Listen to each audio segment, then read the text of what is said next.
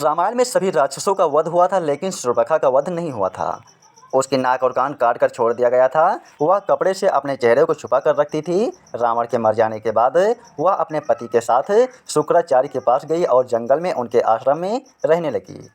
राक्षसों का वंश खत्म न हो, इसलिए शुक्राचार्य ने शिव जी की आराधना की। शिव जी ने अपना स्वरूप शिवलिंग शुक्राचार्य को देकर कहा कि जिस दिन कोई वैष्णव इस पर गंगा जल चढ़ा देगा, उसी दिन राक्षसों का नाश हो जाएगा।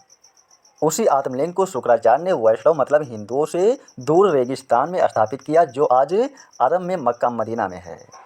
शूर्पणखा जो उस समय चेहरा ढक कर रहती थी, वो परंपरा को उसके बच्चों ने पूरा निभाया। आज भी मुस्लिम औरतें चेहरा ढकी रहती हैं। शूर्पणखा के वंशज आज मुसलमान कहलाते हैं, क्योंकि शुक्राचार्य ने इनको जीवन दान दिया, इसीलिए शुक्रवार को बहुत महत्व देते हैं। पूरी जानकारी तथ्यों पर आधारित सच है। जानिए इस्लाम कैसे पैदा हुआ। असल में इस्लाम कोई धर्म नहीं है, एक मजहब है, दिनचर्या है। मजहब का मतलब अपने काबिलों के गिरोह को बढ़ाना। यह बात सब जानते हैं कि मोहम्मदी मूल रूप से अरबवासी हैं। अरब देशों में सिर्फ रेगिस्तान पाया जाता है, वहाँ जंगल नहीं है, पेड़ नहीं है, इसलिए वहाँ मरने के बाद जलाने के लिए लकड़ी ना होने के कारण ज़मीन में दफन कर दिया जाता है।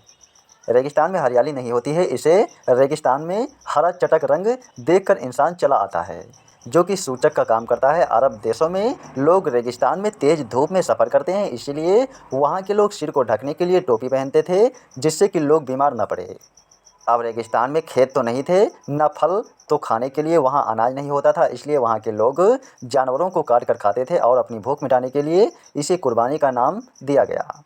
रेगिस्तान में पानी की बहुत कमी रहती थी, इसीलिए लिंग यानी मूत्र मार्ग साफ करने में पानी बर्बाद ना हो जाए, इसीलिए लोग खतना अगला हिस्सा काट देना कराते थे।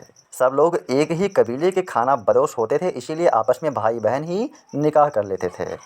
रेगिस्तान में मिट्टी मिलती नहीं थी मूर्ति बनाने को, इसलिए मूर्ति पूजा नहीं करते थे, खाना बदोश थे। एक जगह से दूसरी जगह जाना पड़ता था, इसीलिए कम बर्तन रखते थे और एक थाली में 5 लोग खाते थे। कबीले की अधिक से अधिक संख्या बढ़े, इसलिए हर एक को 4 बीवी रखने की इजाज़त दी। शायद अब आप लोग समझ गए होंगे कि इस्लाम कोई धर्म नहीं, मात्र एक कबीला है और इसके नियम असल में इनकी दिनचर्या है। दोस्तों, हमारी वीडियो को देखकर इस्लाम की सच्चाई को समझो। अगर हर हिंदू माँ बाप अपने बच्चों को बताएं कि अजमेर दरगाह वाले ख्वाजा मोइनुद्दीन चिश्ती ने किस तरह इस्लाम कबूल न करने वाले पृथ्वीराज चौहान की पत्नी संयोहिता को मुस्लिम सैनिकों के बीच बलात्कार करने के लिए निर्वस्त्र करके फेंक दिया था, और फिर किस तरह पृथ्वीराज चौहान की वीर पुत्रियों ने आत्मघाती बनकर मोइनुद्दीन चिश्ती को 72 हूरों के पास भेजा था, तो शायद ही कोई हिंदू उस मुल्ले की कब्र पर माथा पटकने जाए। अजमेर के ख्वाजा मोइनुद्दीन चिश्ती को लाखों हिंदुओं को इस्लाम में लाने का गौरव प्राप्त है। मोइनुद्दीन चिश्ती ने ही मोहम्मद गौरी को भारत लौटने के लिए उकसाया और उसे आमंत्रित भी किया था। हमारे चैनल को सब्सक्राइब कीजिए, वीडियो लाइक कीजिए, शेयर कीजिए और कमेंट कीजिए।